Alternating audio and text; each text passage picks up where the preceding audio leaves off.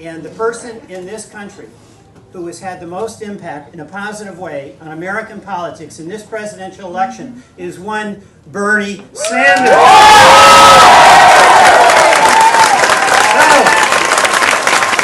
we got to get Sue elected, we got to get Hillary elected, and I'll tell you, we're all going to be fired up and ready to go fast when we hear from Senator Bernie Sanders.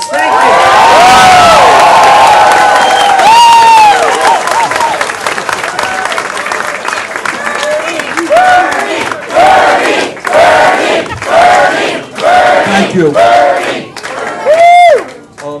First of all, let me thank Windsor County for sending Peter Welch to the State House and then to the United States Congress. He's doing a great job there.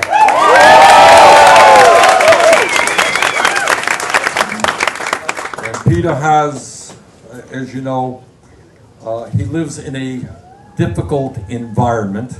And as he likes to say, he works every day with some of the best minds of the 17th century. So, that's what he says. I'm just paraphrasing Peter. But it's true. But I want you to know, our delegation is small. It's Senator Leahy, Congressman Welch, and me, and we work as hard as we can for Vermont. And he is doing a great job for us in the U.S. House. So thank you, Peter. And I want to thank and congratulate Matt Dunn.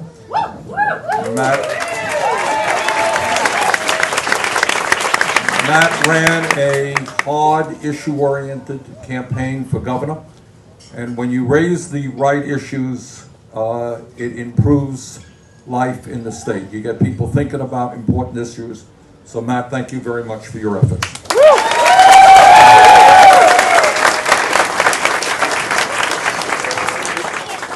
I don't have to tell anybody here today that our country faces some enormous problems. And the most enormous problem that we face is that we don't discuss the enormous problems that we face. So you can watch the television till the cows come home, and what you'll hear about are scandals and polls and fundraising, but you don't hear about why the middle class is declining. You don't hear about income and wealth inequality. You don't hear about why we are the only major country on earth not to guarantee health care to all people, or the only major country not to guarantee paid family and medical leave. You don't hear about the fact that we are facing a planetary crisis which gets worse every day in terms of climate change. You don't hear about the fact that we are paying by far the highest prices in the world for prescription drugs. And there are people in Vermont and throughout this country who are getting sicker and in some cases dying because they cannot afford the medicine, while the pharmaceutical industry last year, the 5 major companies, made $50 billion in profit. Gross. So the first thing that we have got to do, if we are serious about addressing the problems, is acknowledge the problems.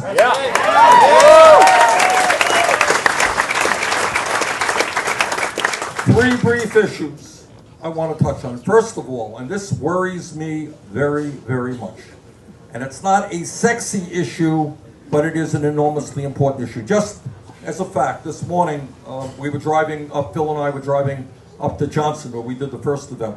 This is our 4th event of the day. And we're just getting warmed up.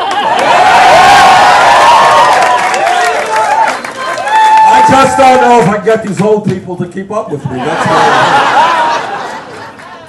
But I was driving, we got a phone call from a guy I won't mention, but he's one of the leaders of the Democratic Party. And he is nationally. And what he is worried about is that as we speak, the Koch brothers and a handful of billionaires are in the process of trying to buy the United States Congress.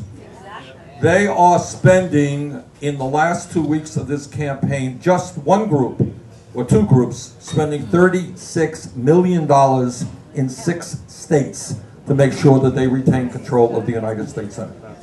So the first issue that we have got to deal with is to understand that wonderful men and women from White River, from Burlington, from our state, all over this country, put their lives on the line to defend American democracy. And what we in Vermont understand democracy to be is one person, one vote, not billionaires buying elections. That's right.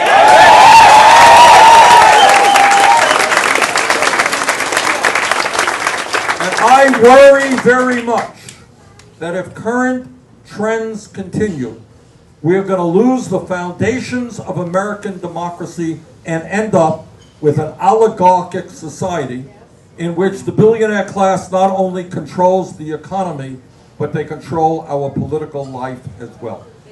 And that is why I know that I speak for Congressman Welch and I speak for Pat Leahy and for all of you in saying we have got to overturn this disastrous Citizens United Supreme Court decision.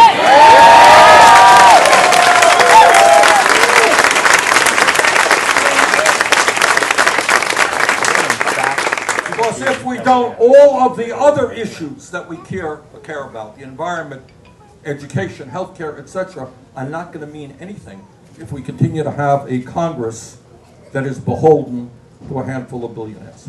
Now, the second issue, people say, well, why is Trump doing so well? You got a guy who's total outrage. This guy brags about assaulting women. He lies every other day. How does he do so well? And I'll tell you why he's doing so well. And Peter Welch told the story. We were at UVM a few days ago. And when you get a hold of Peter later, he'll tell you this story because it's a very important story. He went to West Virginia, as I recall, Peter, with a colleague of his from West Virginia in the Congress.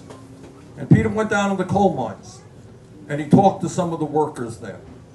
And what he learned and what he saw, and what we all know, that if you're a coal miner, that is a very hard and dangerous life. And people there are not just upset. All right, I understand they're upset that some of us don't think that coal is the future of this country. But what they are mostly upset about is that nobody is hearing their pain. And it's not just coal miners, it is workers in White River, it is workers all over this country. And they're asking themselves a very simple question. One that we have got to deal with, or you won't see it on CNN or CBS. And that is, how does it happen that in the wealthiest country in the history of the world, how does it happen when technology has significantly increased worker productivity? Why is it happening that today the top 1/10 of 1% now owns as much wealth as the bottom 90%? You got that? 1/10 of 1% owning as much wealth as the bottom 90%. Here in this community and in Burlington, all over this country, you got people working not one job, they're working two jobs, they're working three jobs to cobble together enough income and health care to take care of their families. And yet today, 52% of all new income is going to the top 1%. 48% goes to the bottom 99%. This is not the economy that we deserve, and this is an economy that has to change. Our job together is to create an economy that works for all of us and not just billionaires.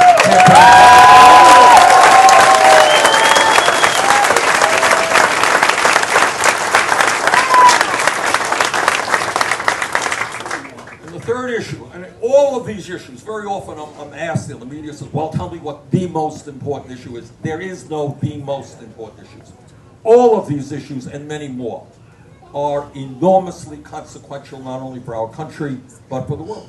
But how can we ignore the reality today that virtually the entire scientific community is in agreement that climate change is real, it is caused by human activity, and it is already causing devastating problems in our country and throughout the world. That's the reality. And one of the great embarrassments is, look, Peter and I will disagree with Republicans on many, many issues.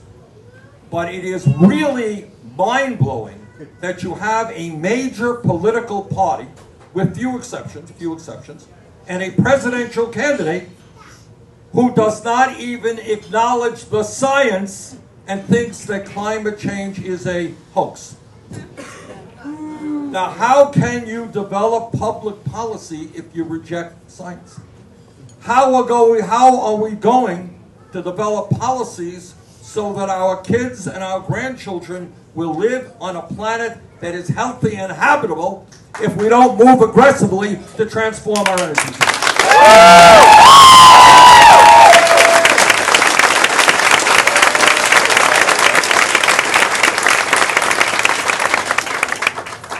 And there are a million issues out there, but there's just one more that I bumped up against all throughout this country. And that is, we have a broken criminal justice system. And that is manifested in the fact, if you can believe it, that we have more people in jail today, disproportionately African American, Latino, and Native American. We have more people in jail than any other country on earth. China, 4 times our size. Fewer people in jail than we have. We spend $80 billion a year locking up fellow Americans. Here in Vermont, as I understand it, we spend more money locking up people in this state than we invest in higher education. We need to work together to reform a very, very broken criminal justice system. And the last point that I would make is Secretary Clinton and I, after the campaign was over, we reached some agreements on issues that I think are very important. She understands, and I understand, that in a highly competitive global economy, we need the best educated workforce in the world if the United States is going to retain and have a decent standard of living for its middle class. And yet, we got hundreds of thousands of bright young people in Vermont and throughout this country who did well in high school, who want to go to college, but cannot get a higher education for one reason, and that is their families cannot afford to send them to college. And then we have millions of people who have left school, graduated or dropped out of college, who are deeply in debt. It's a physician, a young physician in Burlington. She's practicing medicine at the community health center there. She left medical school $300,000 in debt. I met a young dentist in Iowa graduating dental school. We desperately need new dentists, $400,000 in debt. All right? Secretary Clinton and I reached what I think was a sensible proposal to campaign on together. And that says that, number one, in America, we will make public colleges and universities tuition-free for every family earning less than $125,000.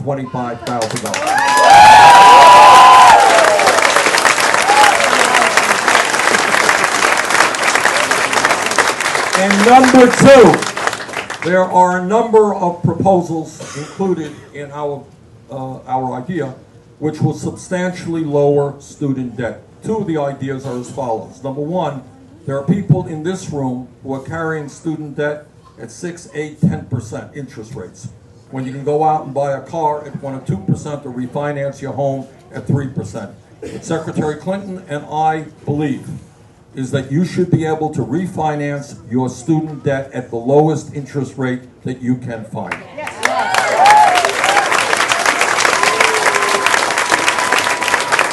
And second of all, and equally important, there is a program which most people are not familiar with. It's called the National Health Service Corps. And what that program says to people in medical school, dental school, or nursing school, that if you are prepared to practice medicine in an underserved area, the federal government will forgive your debts.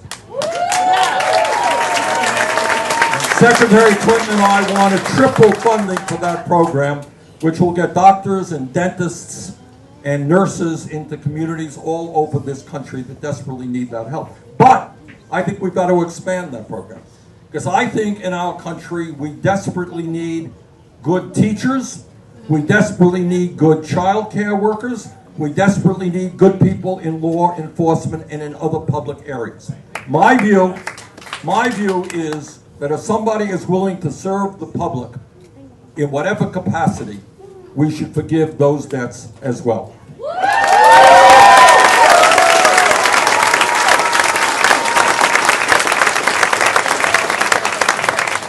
This is a very important election nationally, and it is a very important election in our state. And I'm happy to tell you what I think all of you already know, is that the Democrats have a very, very strong slate of candidates, very serious people who are prepared to tackle the problems that our state faces. And those are the kind of candidates that we need. So let me begin by introducing to you someone who I hope very much, and with your help, will become the next governor of the state of Vermont. Please welcome Sue Minton.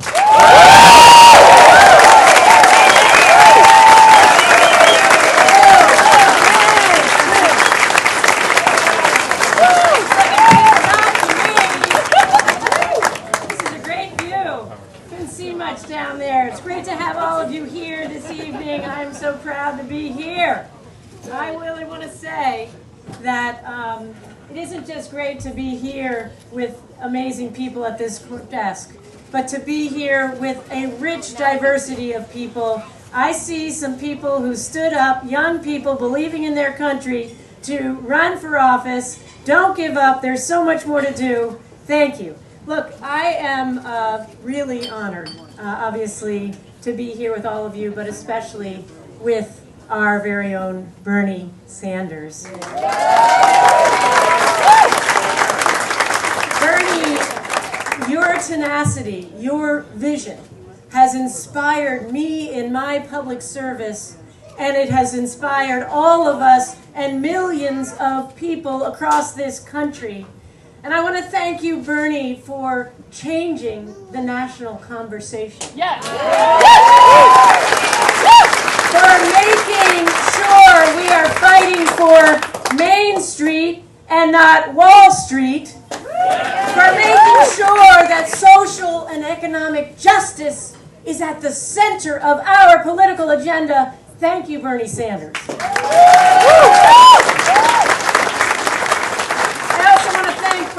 For making it a national priority that we rebuild our infrastructure, something I happen to care a lot about, but rebuilding our middle class, and most of all, rekindling hope. Thank you, Bernie Sanders.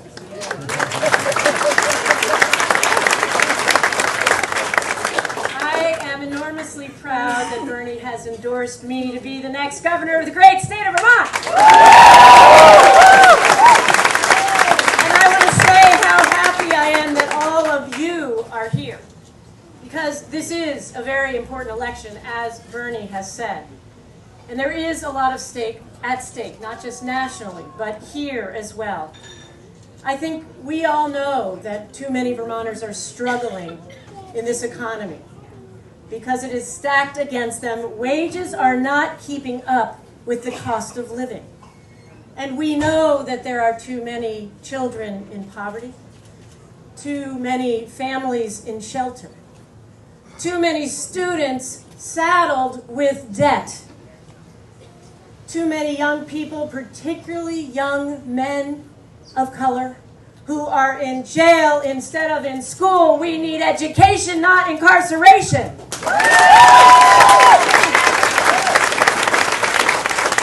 We know that our environment needs a champion. We have a beautiful lake that is Lake Champlain, struggling with beaches being closed because of pollution. We have over 200 families in North Bennington with poisoned well water. We have communities reeling from opiate epidemic. We have a climate that is changing. And I am so glad we had snow today, not only because I'm a skier, but because it wasn't normal to have 80-degree weather in October. And we are again on track for having the hottest weather year on record. And we know that climate change isn't just real, it is here. It is affecting all of us, it's affecting our economy, and we need to work together to change this story. I know that there are many things we need to do together. And I want you to know that we have a choice in this election. We need to find a governor who doesn't want to put the pause button on progress, and who knows that we can create an economy that is for all of Vermont, who knows that when we come together, when we are all in, we can make great things happen. I'm all in, are you?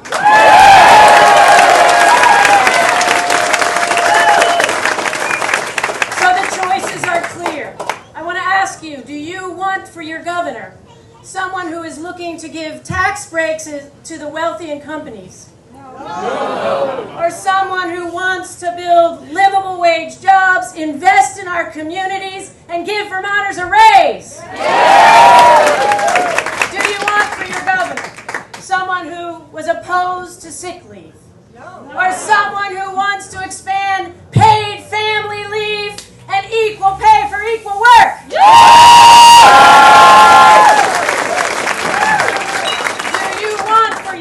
Or someone who has no plans for affordable child care or affordable college?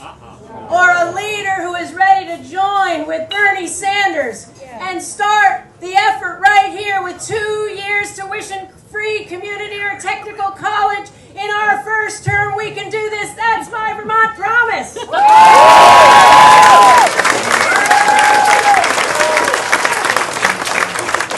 you want for your governor someone who thinks that our gun laws are just fine? Or a governor who will stand with 85% of Vermonters and stand up to the gun lobby and finally pass common sense gun safety background checks for all guns?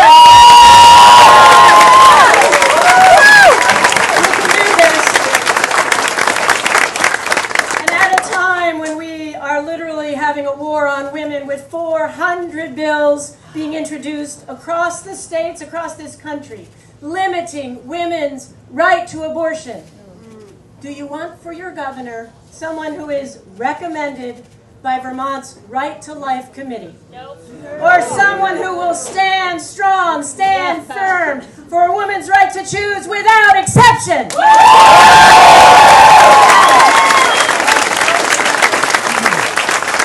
We can do this, folks. We are just 2 weeks away, and it is a very close election. And here's the thing. The National Republican Governors Association, whose largest contributors are the Koch brothers. Do you think the Koch brothers are looking for someone to deal with climate change? No. No, they're spending over $2.5 million to defeat us. But you know what? The Koch brothers don't have you. And what I know we can tell the Koch brothers is Vermont is not for sale.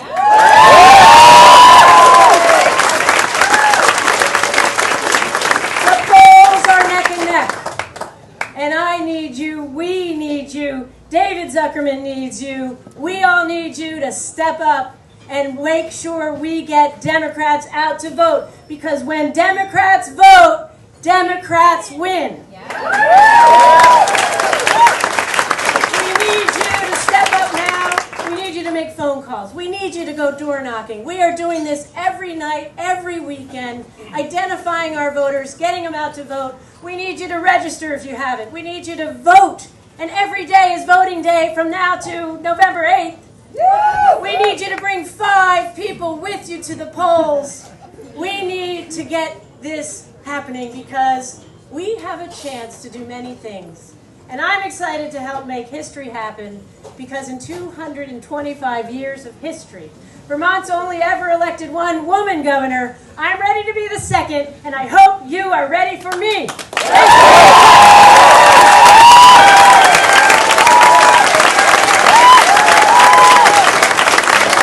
There are 50 states in this country.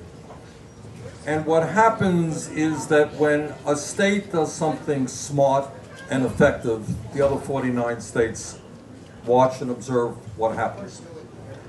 My vision has always been that we need a government here not only that improves lives for the 630,000 people in our state, but that we have a state which becomes a model, an example for the rest of the country.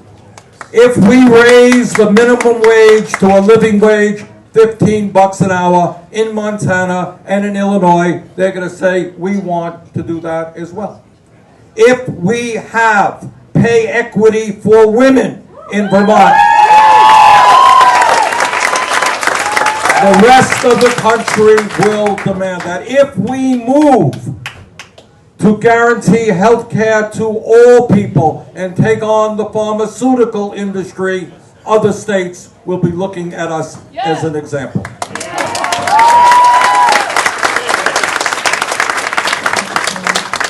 These are tough times, and what worries me most is that so many people, A, are giving up on the process, or B, are beginning to blame their neighbors and other Americans for the problems just because of the color of their skin or because of the country they immigrated from.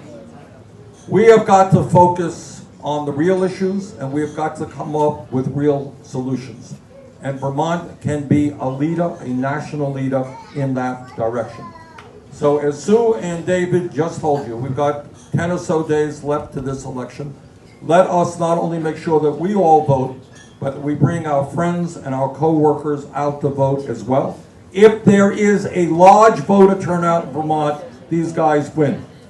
But let me tell you something, just to put it right on the table. If there is a low voter turnout, they will likely lose. And that's what it's about. So our job is to have the largest voter turnout in the history of the state of Vermont. And as Sue and David said, they can't solve all the problems alone. And that's not what democracy is supposed to be about. So let's work as hard as we can up to November 8th. And then on November 9th, we continue the effort. We work with them to help transform this state and this country. Thank you all very much.